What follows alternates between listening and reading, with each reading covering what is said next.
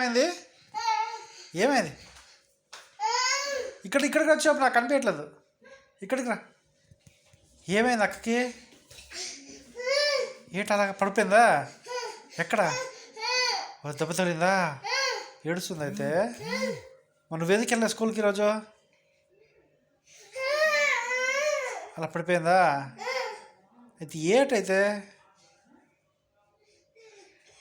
అది మళ్ళీ చెప్పు ఏమైంది అక్కకి? ఏమైంది? పడుకుందా?